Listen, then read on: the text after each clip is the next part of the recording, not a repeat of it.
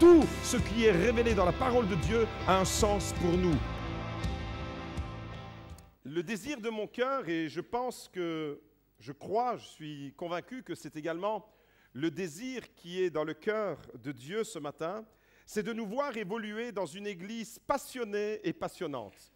C'est de nous voir évoluer dans une église où chacun se sent concerné par le réveil. Une église bouillante pour la gloire de Dieu, une église qui évolue dans la joie, une église qui communique de l'enthousiasme, une église qui se mobilise pour la justice, qui œuvre pour faire reculer l'injustice dans ce monde. Je crois que dans le cœur de Dieu, il y a le désir de voir une église qui évolue, qui ose l'évangélisation. Une église où le feu du Saint-Esprit est répandu dans les cœurs de chacun. Une église qui est alimentée par le feu de son esprit et qui se répand sur tout le monde. Je crois que dans le cœur de Dieu, dans le mien et dans le cœur de Dieu, il y a ce désir de nous voir évoluer, de devenir toujours plus une église qui va de l'avant et qui est portée par un idéal. Une église où chaque personne est portée par une vision, la vision que Dieu nous a donnée. Nous avons une vision, nous avons un idéal. Et savez-vous que depuis toujours, dans l'histoire des hommes, les personnes qui ont réalisé les plus belles, qui ont accompli les plus belles réalisations, sont celles qui ont été portées par un idéal, par une vision et qui avaient un objectif précis dans leur cœur. Par exemple, dans le domaine de la médecine, dans le monde médical, des hommes ont consacré toute leur vie à la recherche. Des hommes ont consacré leur vie à la recherche pour sauver des vies humaines. Ils avaient un idéal, alors ils ont découvert des vaccins. En 1796, le médecin anglais Edward Jenner fut le premier à trouver ce concept de vaccin, le vaccin contre la variole. En fait, le mot vaccin vient du latin vacca, comme en sicilien, vacca, ça veut dire vache. Et au fait, c'est grâce aux vaches qu'on a des vaccins. Vaccina, ça vient de vaccin. Et cet homme a découvert que les infirmières qui étaient en contact avec les vaches, elles n'étaient pas affectées par le virus de la variole. Et c'est ainsi qu'est né le premier concept de vaccin. Ensuite, quelques années plus tard, en 1881, c'est Louis Pasteur, un chercheur hors norme qui a fait progresser la science, la médecine, qui a énoncé le principe de la vaccination et qui l'a généralisé. Des hommes et des femmes qui ont été portés par un idéal, celui d'améliorer les conditions de la vie humaine. Des hommes et des femmes qui se sont investis, portés par un idéal. Et savez-vous, quand vous êtes portés par un idéal, rien ne peut vous arrêter. Des hommes qui ont été au bout de leurs rêves, des hommes qui sont allés au bout de leur recherche, de leur investigation, tout simplement parce qu'ils étaient portés par un idéal. Ils avaient une vision dans laquelle ils étaient entrés et ils avaient consacré toute leur vie. Pour améliorer les conditions de vie des êtres humains, des inventeurs ont été portés par un idéal, des inventeurs de tout genre, de toute espèce. Par exemple, en 1450, à Mayence, dans la ville de Mayence, en Allemagne, un homme était porté par un idéal, c'était l'ancêtre de Michel, l'imprimeur. Cet homme s'appelle Gutenberg, il a inventé l'imprimerie. Cet homme, Gutenberg, a inventé un procédé qui a révolutionné l'art de reproduire les textes. Vous devez savoir que jusque 1450, tous les textes qui existaient dans le monde entier étaient recopiés à la main. La plupart, c'était des textes religieux et c'était des moines qui consacraient leur vie entière à recopier. Des fois, il fallait plusieurs années pour recopier une seule Bible. Et voilà que cet homme a eu un rêve porté par un idéal. Jusque-là, les textes qui étaient recopiés à la main, évidemment, étaient très chers et cela prenait beaucoup de temps. Mais Gutenberg était porté par un idéal. Il avait cette vision dans son cœur. Les idées, et surtout la Bible, allaient pouvoir à partir de Gutenberg, être diffusé à grande échelle. Un homme qui était porté par un idéal, et aujourd'hui, nous sommes au bénéfice des trouvailles de ces médecins, de pasteurs qui ont trouvé les vaccins, de Gutenberg qui est l'inventeur de l'imprimerie, des hommes qui ont impacté leur génération et qui ont impacté les générations à venir jusqu'à nous. Le monde de la politique.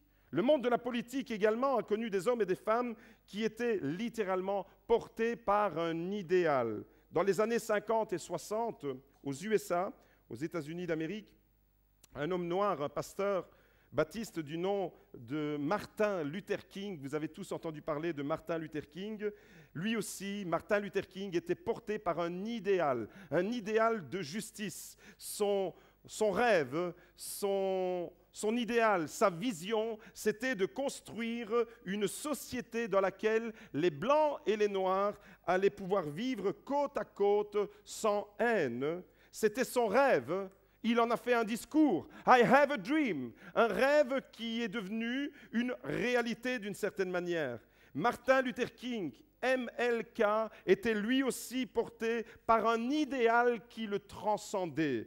Le 28 août 1963, à Washington, devant le Lincoln Memorial, Martin Luther King a délivré ce message d'espoir, certainement la prédication la plus célèbre des temps modernes, devant 250 000 personnes. Martin Luther King a délivré ce message que tout le monde connaît sous le nom de « I have a dream ». J'ai un rêve, j'ai fait un rêve. Certainement le discours qui a le plus impacté l'Amérique des temps modernes. Quelques décennies plus tard, un noir américain se retrouvait président des États-Unis, un homme qui dans les années 50 et 60 a lutté parce qu'il était porté par un idéal, a vu, lui non pas, mais nous l'avons vu, le fruit de son combat, de cette lutte avec Barack Obama qui est devenu président, le premier président des États-Unis d'Amérique noir. Des hommes et des femmes dans le domaine de la politique, dans le domaine de la médecine, dans le domaine de la recherche, dans le domaine des inventions qui étaient portés littéralement par un idéal. Eh bien, toutes ces histoires, et je pourrais allonger la liste, Madiba, Nelson Mandela dans le continent africain, en Afrique du Sud, lui aussi était porté par un idéal, l'idéal de lutter contre l'apartheid. Et cela lui a coûté de rester 27 ans en prison. Mais Madiba, Nelson Mandela a vu le résultat de ses propres yeux de son combat. Vous comprenez que ce sont des hommes et des femmes qui ont littéralement été portés par un idéal, qui avaient une vision, qui ont impacté leur génération et les générations à venir. Toutes ces histoires, et on pourrait passer l'histoire de l'humanité en revue, et vous allez voir que c'est toujours la même chose. Toutes ces histoires nous disent la même chose en réalité. Les personnes qui sont portées par un idéal, ce sont les personnes qui font une percée dans l'histoire et qui impactent plusieurs générations. Alors une des choses qui me fascine le plus dans la Bible, c'est qu'elle est pleine d'histoires d'hommes et de femmes qui, eux aussi, étaient portés par un idéal, portés littéralement, propulsés par un idéal dans la vie, un idéal qui les transcendait. Des hommes et des femmes dans la Bible que nous découvrons, depuis la Genèse jusque dans l'Apocalypse, qui avaient une vision et qui pour rien au monde ne l'auraient abandonné. Dans la Bible, par exemple, on découvre l'histoire d'Abraham. Abraham avait un idéal, celui de marcher avec Dieu et de devenir le père d'une grande nation. Abraham était porté par cet idéal. Il a été appelé par Dieu. Il a été mis sur le chemin. Il est entré dans l'idéal que Dieu lui avait révélé. Moïse avait un idéal, sortir d'Égypte. Josué avait un idéal, entrer en Canaan. David avait un idéal, défendre le territoire d'Israël, ne pas trembler devant le Philistin Goliath. Écrire une multitude de psaumes, être un roi selon le cœur de Dieu. Des hommes et des femmes portés par un idéal. Salomon avait un idéal, celui de construire le temple de Jérusalem. L'apôtre Paul avait un idéal, amener l'évangile jusque dans les nations, fondé des églises partout dans l'Empire romain. L'apôtre Paul a fait de cette mission véritablement la vocation de sa vie. Il était porté par un idéal. Toutes les personnes, sans exception, toutes les personnes qui ont été imprégnées d'une vision sont allées jusqu'au bout de leur mission parce qu'elles avaient un idéal qui les transcendait.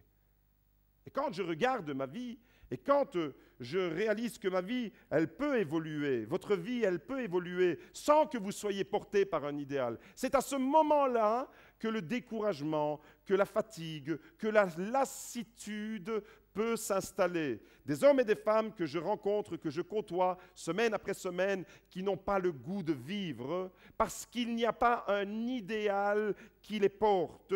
Alors écoutez bien ceci, c'est très important.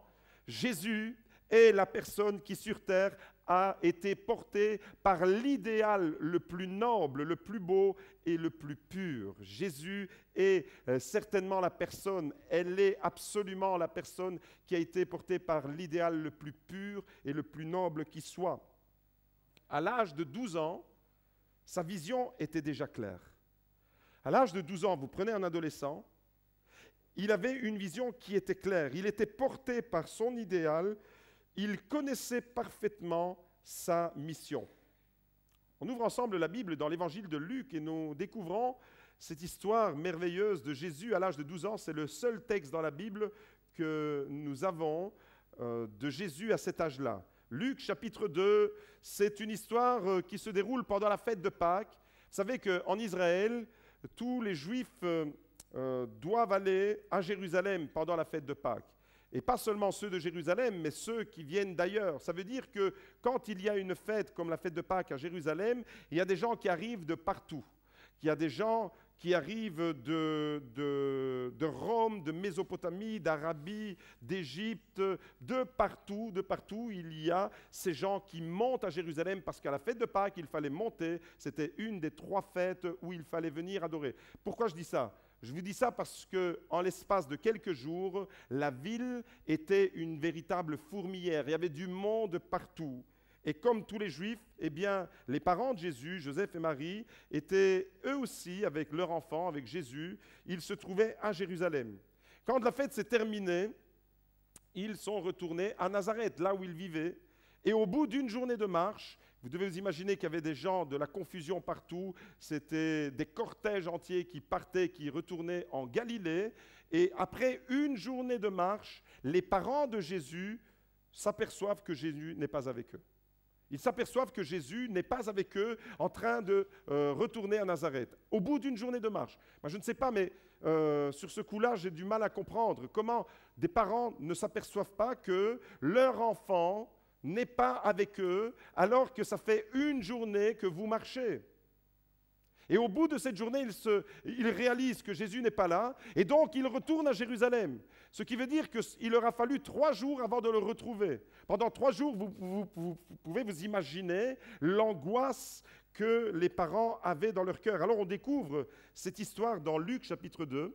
Au verset 41, il est écrit « Ses parents allaient chaque année à Jérusalem pour la fête de Pâques.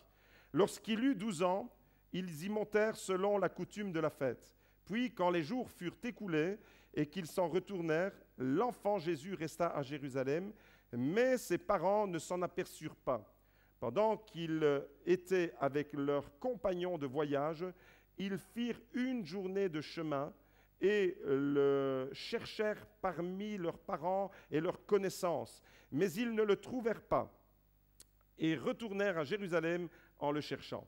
Au bout de 3 jours, ils le trouvèrent dans le temple, assis au milieu des docteurs, les écoutant et les questionnant. Tous ceux qui l'entendaient étaient surpris de son intelligence et de ses réponses. Quand ses parents le virent, ils furent saisis d'étonnement. Sa mère lui dit « Enfant, pourquoi nous as-tu fait cela? Voici que ton père et moi, nous te cherchions avec angoisse. » Il leur dit « Pourquoi me cherchiez-vous? Ne savez-vous pas qu'il faut que je m'occupe des affaires de mon père ?» Mais ils ne comprirent pas la parole qu'il leur disait. Puis il descendit avec eux pour aller à Nazareth, et il leur était soumis.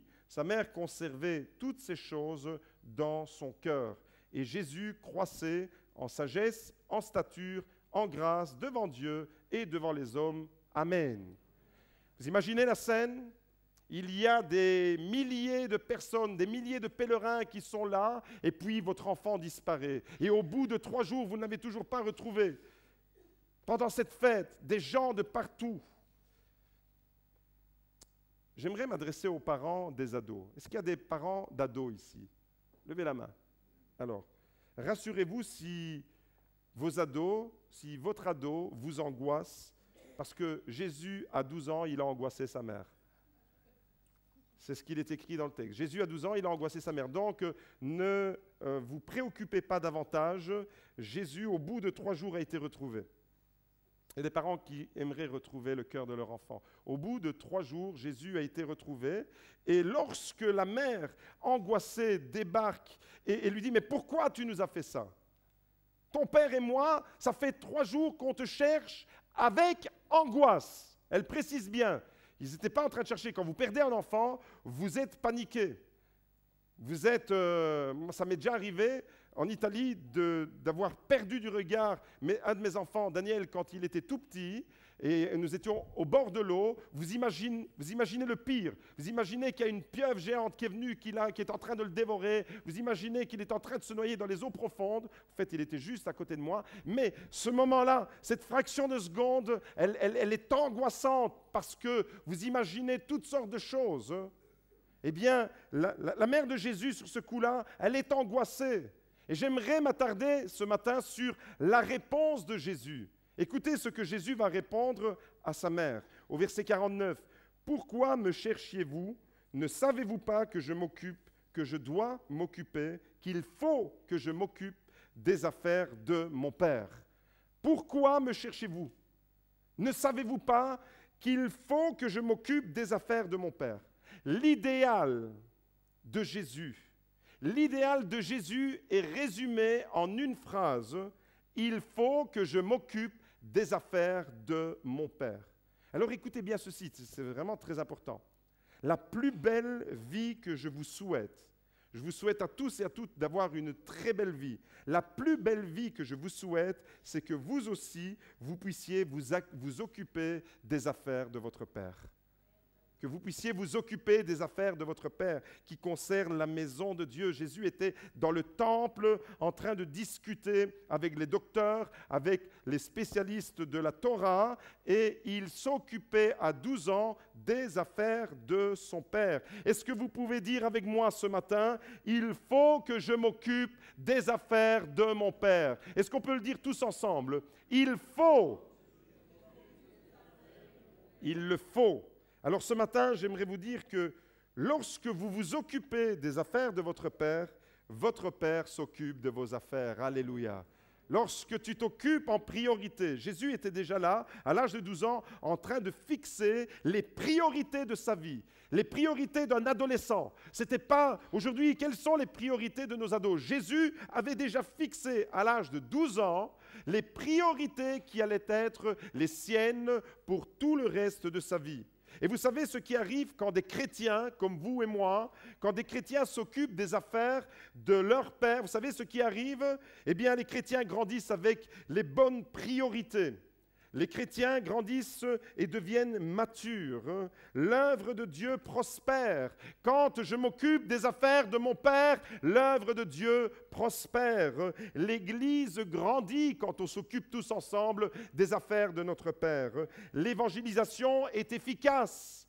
Les cœurs sont touchés. L'Église a un réel impact dans la société. Quand on s'occupe tous des affaires de notre Père, les activités du royaume se multiplient, la puissance de Dieu se manifeste et sa gloire peut se révéler dans les cœurs de chacun. La gloire du ciel peut impacter la terre. Pourquoi? Parce que sur terre, il y a des hommes et des femmes qui ont dit « il faut ». Alors il faut, ce n'est pas un loisir. Il faut, c'est une nécessité. Ce n'est pas une occupation pour se distraire. On peut venir à l'église pour se distraire. Ce n'est pas de cela dont il s'agit. On peut essayer d'avoir une vie chrétienne pour se distraire, pour passer du temps. Quand Jésus dit « il faut », ça veut dire que c'est une nécessité, c'est une priorité. Littéralement, cette phrase dit ceci. « Il faut que je sois dans les affaires de mon Père ». Si on traduit littéralement cette phrase, ce n'est pas le verbe « occuper » en réalité, c'est le verbe « être ». Il faut que je sois dans les affaires de mon Père. Alors dites-le avec moi. Il faut que je sois dans les affaires de mon Père. Les affaires de mon Père, c'est les affaires qui concernent le royaume de Dieu. C'est les affaires qui concernent la vie chrétienne qui cherche à glorifier Dieu. Les affaires de mon Père, c'est l'Église, c'est l'œuvre de Dieu, c'est l'évangélisation dans le monde, c'est la mission partout où le monde n'a pas encore reçu la parole de Dieu, là où les chrétiens vont s'investir. C'est ça les affaires du Père. Le verbe qui est utilisé ici, c'est le verbe enai. Enai, c'est un verbe qui en grec signifie exister, être. Autrement dit, en d'autres termes, ça veut dire ceci. J'existe vraiment quand je suis dans les affaires de mon Père. Mon existence trouve véritablement son sens quand je suis dans les affaires de mon Père. Ma vie entière trouve son sens quand j'existe à travers les affaires de mon Père. Les amis, Jésus dit « il faut ». C'est une toute petite expression « il faut ». Il faut, dans le texte en grec, c'est 3 lettres. Il faut, en grec, c'est dei. C'est facile à retenir. Dei. D-E-I. Dei. Ça, c'est il faut. 3 petites lettres avec des grandes conséquences pour nos vies. Cette expression, dei, qu'on traduit en français par il faut, revient dans plusieurs passages de la Bible. Par exemple, dans Luc 24, au verset 7, il est écrit « Il faut que le Fils de l'homme soit livré entre les mains des pécheurs. » Il faut, c'est une nécessité. La mort de Jésus n'est pas un accident, c'était une priorité, c'était une nécessité. Il le fallait. Il faut que le Fils de l'homme soit livré entre les mains des pécheurs, qu'il soit crucifié et qu'il ressuscite le 3e jour. Luc chapitre 17, au verset 25, il est question du retour de Jésus dans la gloire.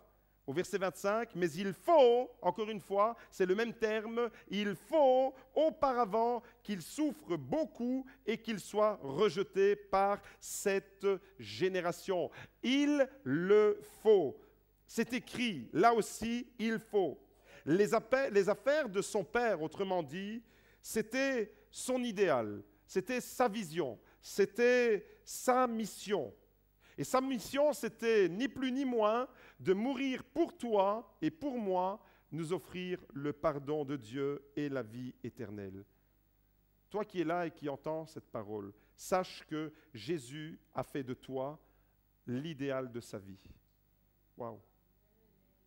L'idéal qui portait Jésus au fil des semaines, des mois et des années, c'était cet amour qu'il avait, un amour inconditionnel pour toi et moi. Dei, il faut que je m'occupe des affaires de mon Père, il faut que je sois dans les affaires de mon Père, il faut que le Fils de l'homme soit livré, il faut qu'il meure crucifié et qu'il ressuscite le 3e jour.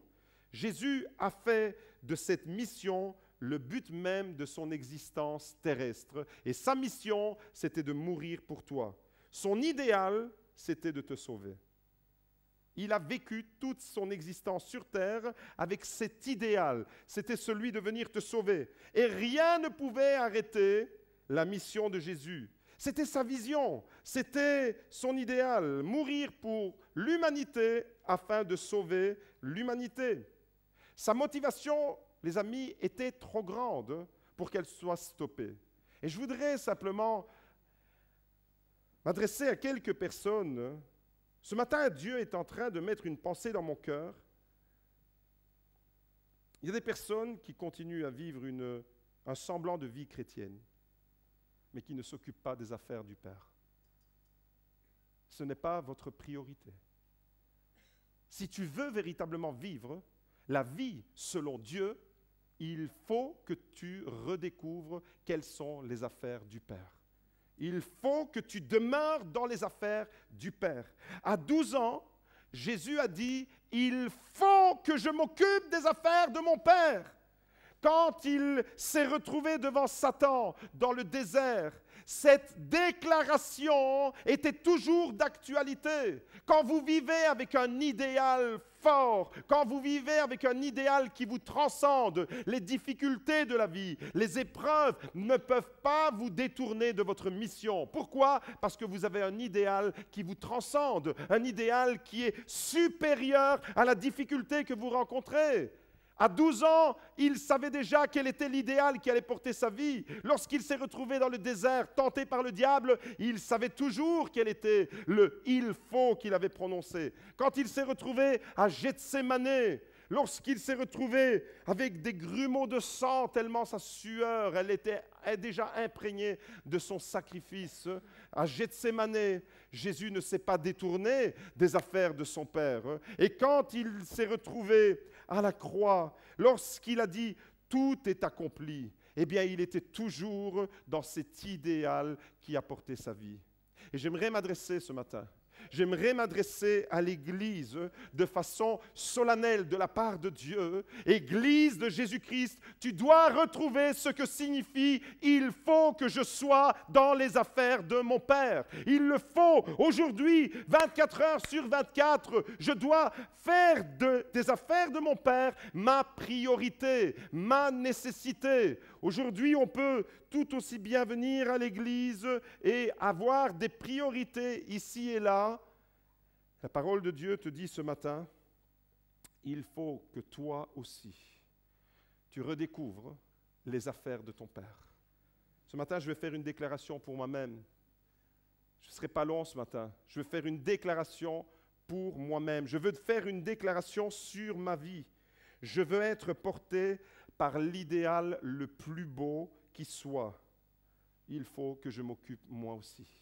Il faut que je sois dans les affaires de mon Père. Alors mon frère, ma sœur, si toi ce matin, tu veux t'occuper des affaires de ton Père, tu peux faire avec moi cette déclaration, mais vraiment comme une décision, comme lorsque tu as donné ta vie à Jésus pour la toute première fois. Lorsque tu as donné ta vie à Jésus, tu as dû lâcher quelque chose et tu as dû renoncer à toi, tu as dû renoncer à tes priorités, tu as dû renoncer à une forme de vie de séduction, tu t'étais imaginé une vie et puis Jésus s'est révélé à toi et tu as abandonné certaines choses pour l'amour de Dieu. Et puis, les semaines, les mois se sont enchaînés les unes après les autres et ce feu que tu avais au départ, cet enthousiasme que tu avais au départ, tu parlais de ton amour pour Jésus à gauche et à droite, tu étais fidèle dans tes engagements et puis le découragement, les épreuves, les difficultés, tout ça t'a freiné, t'a ralenti et tu as commencé à oublier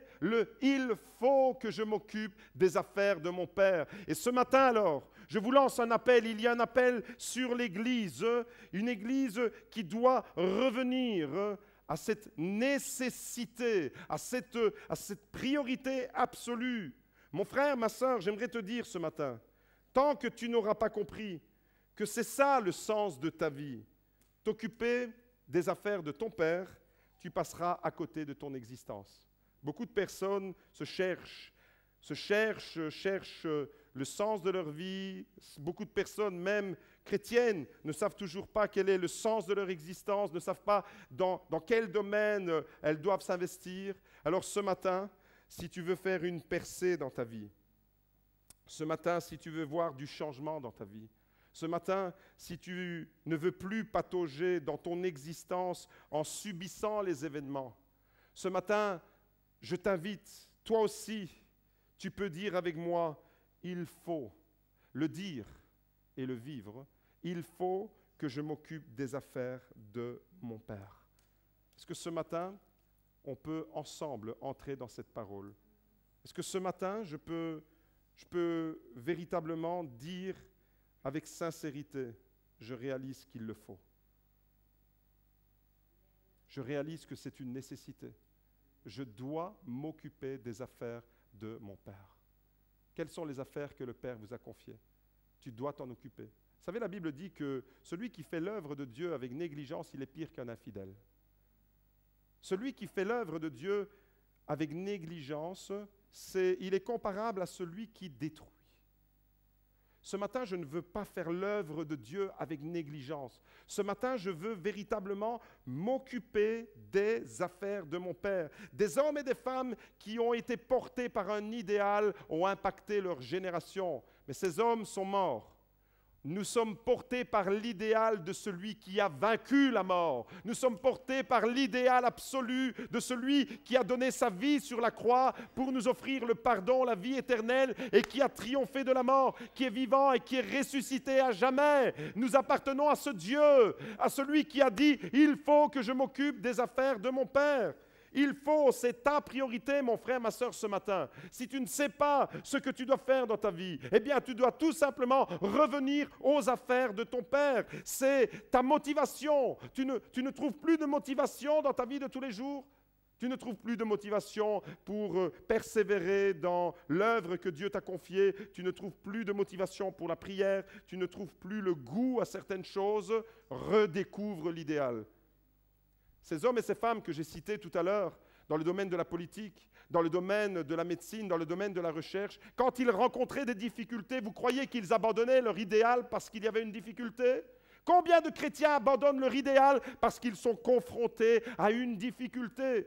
Lorsque Martin Luther King s'est retrouvé devant des difficultés, lorsqu'il était en train de militer dans la rue de façon pacifique et que la police arrivait et qu'ils étaient arrachés comme des bestiaux, vous croyez que dans son cœur, l'idéal avait disparu? C'est l'idéal qui te transcende, qui va te permettre d'aller au-delà de tes difficultés, de tes épreuves. Et c'est dans ton idéal, l'idéal le plus beau qui soit, que tu vas trouver ta motivation.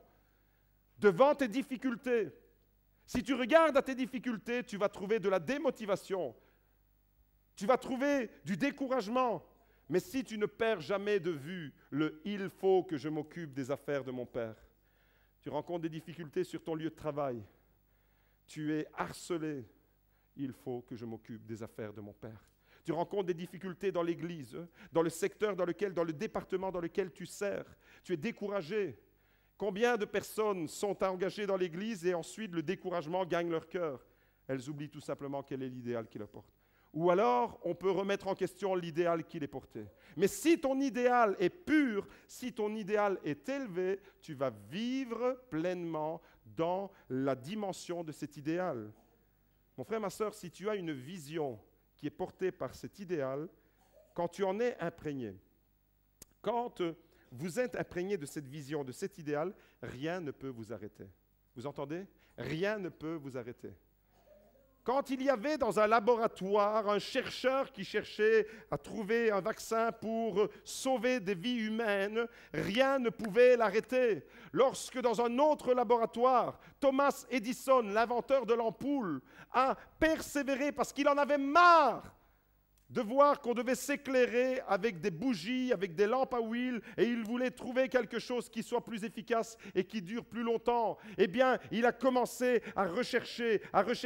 Il était porté par un idéal de progrès. Et grâce à Thomas Edison, aujourd'hui, nous avons les ampoules. Et nous sommes bien plus loin que les ampoules que Thomas Edison a inventées. Plus de 1000 tentatives, plus de 1000 échecs. C'est après la 1000e tentative qu'il a trouvé la bonne formule. Devant le découragement, si tu échoues une fois, tu vas te décourager 2 fois, 3 fois, 4 fois. Imagine-toi, tu essayes quelque chose et tu échoues 10 fois, 15 fois, 20 fois, 100 fois. Tu vas abandonner. Une personne qui n'est pas portée par un idéal abandonne. Un chrétien qui n'est pas porté par l'idéal de Jésus, il va abandonner son ministère, il va abandonner la responsabilité que Dieu lui a confiée. Mais la personne qui est portée par un idéal, il va persévérer. Au bout de la 1000e fois, Thomas Edison a trouvé la solution pour son ampoule. Au bout de la millième fois. Pourquoi? Parce que dans son cœur, il y a un idéal qui le pousse en avant. Quand tu as un idéal, tu es propulsé en avant. Quand tu as un idéal, tu ne peux pas t'arrêter devant la difficulté. Jésus s'est retrouvé devant une montagne de difficultés. Il s'est retrouvé dans le désert, tenté par Satan. Et Satan aurait pu le stopper là. Mais Jésus est allé au-delà de la difficulté. Pourquoi? Parce qu'il était propulsé par son idéal. Et son idéal, c'était déjà à l'âge de 12 ans qu'il l'avait défini. Planter des graines idéales dans le cœur de vos enfants. Les enfants les missionnaires qui ont eu le plus d'impact dans les missions modernes, je parle du XVIIIe siècle et autres, ce sont pour la plupart des missionnaires qui ont donné leur vie à Jésus quand ils étaient enfants. Quand tu définis tes priorités dès ton plus jeune âge, parents, enseignez l'Évangile à vos enfants. Amenez l'Évangile dans la vie de vos enfants. Mettez véritablement cet idéal dans leur cœur afin qu'ils deviennent le leur et qu'eux aussi, quand ils seront en âge de raison, ils pourront dire « Il le faut ! Il faut que je m'occupe des affaires de mon Père. Il faut que l'Église bouge. Il faut que l'Église sorte de ses murs. Il faut que l'Église ait un impact. » L'Église n'aura l'impact qu'à hauteur de son idéal.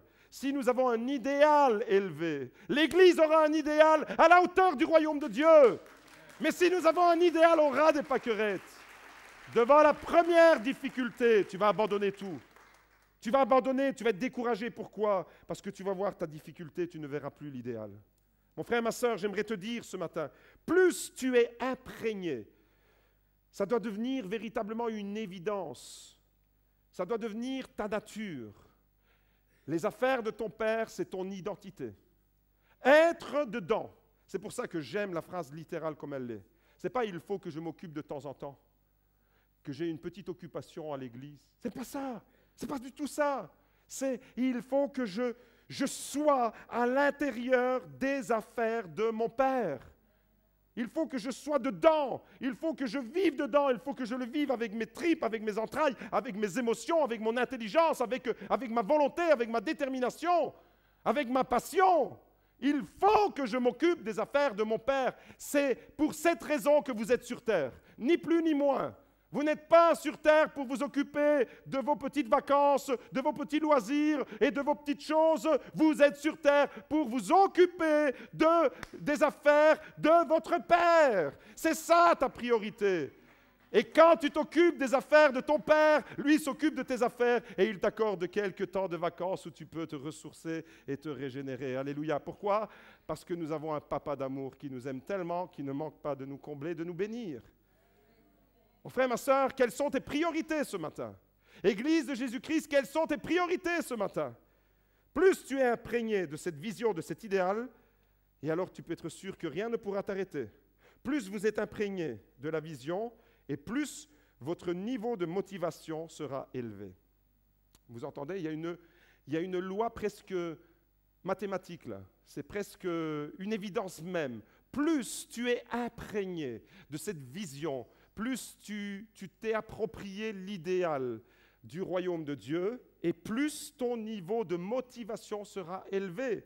Plus ton niveau de motivation sera élevé, et plus tu seras une personne passionnée et passionnante.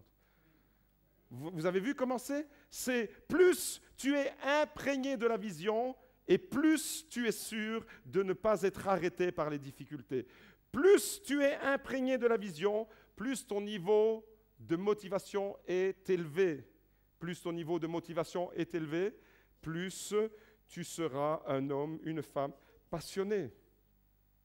Est-ce que tu es passionné pour ton Dieu? Passionné.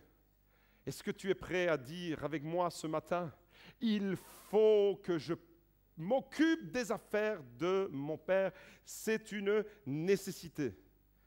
Devant toutes les situations que vous rencontrez, devant vos difficultés, les difficultés matérielles, les difficultés financières, le travail, les difficultés dans votre vie familiale, les difficultés relationnelles, devant toutes ces difficultés, devant vos problèmes, devant vos découragements, prenez la décision ce matin, Faites cette déclaration avec toutes vos forces, de toutes vos tripes, de toutes vos entrailles, avec votre intelligence, vos sentiments, avec ce que vous êtes. Faites cette déclaration avec foi, avec conviction, avec détermination. Dites avec moi, il faut que je m'occupe des affaires de mon Père. C'est ça mon idéal. Quel est ton idéal ce matin? Il faut que je m'occupe des affaires de mon Père. Il faut que je sois dedans. Il faut que je sois dans les affaires de mon Père. Et ce matin alors, je voudrais vous donner concrètement la possibilité de prendre cette décision. Je voudrais vous donner la possibilité, de façon concrète, de prendre cette décision. Puisqu'il le faut, vous avez entendu? C'est Jésus qui dit « il faut ». Puisqu'il le faut, alors je le ferai. Puisqu'il le faut, je le ferai. Est-ce que vous vous rappelez au début du message? Est-ce que vous vous rappelez de mon désir initial? Le désir qui était dans mon cœur au début de ce message. Et j'ai dit que c'était certainement le désir qui était dans le cœur de Dieu. De nous voir évoluer dans une église passionnée et passionnante. De nous voir évoluer dans une église qui bouillonne pour la gloire de Dieu. Ça, c'est mon désir. Bouillonnante pour la gloire de Dieu. Ça, c'est mon désir. Est-ce que c'est le mien seulement ce matin? Alors, si vous êtes d'accord, criez Amen de toutes vos forces. Le désir qui était dans mon cœur au début de ce message, c'est que nous devenions toujours plus une église qui communique de son enthousiasme, qui se mobilise pour la justice, pour la bonne cause. Une église qui ose l'évangélisation. Une église qui va de l'avant, qui est portée par un idéal. Ce désir initial que j'avais au début de ce message, il devient réalité maintenant. Entre un désir et l'accomplissement de ce désir, il y a une décision. C'est la tienne. Il peut rester à l'état de désir, de souhait. J'aimerais. Comme je peux dire, j'aimerais que demain il fasse beau. J'aimerais que demain il ne pleuve pas. J'aimerais que demain il ne neige pas. C'est un désir, un souhait. Mais on n'est pas dans le souhait ici. On est dans le « il faut ». Il y a une décision. Et quand la décision, elle tombe, elle est scellée à tout jamais. Elle est scellée. Et quand elle est scellée, tu vas rencontrer une tonne de difficultés. Tu vas parcourir les chemins de la vie. Tu vas rencontrer des obstacles. Tu vas rencontrer de l'opposition. Tu vas rencontrer des situations qui, humainement parlant, sont désespérantes. Mais parce que tu es porté par un idéal, parce que tu es porté par cet idéal, pas n'importe lequel, la priorité absolue des enfants de Dieu sur terre, c'est Luc chapitre 2, verset 49. Il faut que je sois dans les affaires de mon Père. Mon frère, ma sœur, lorsque Joseph, cet homme de la Bible dans le livre de la Genèse, a été porté lui aussi par un idéal, Dieu a gravé un rêve dans son cœur. Il a rencontré des difficultés. Il a rencontré de la trahison.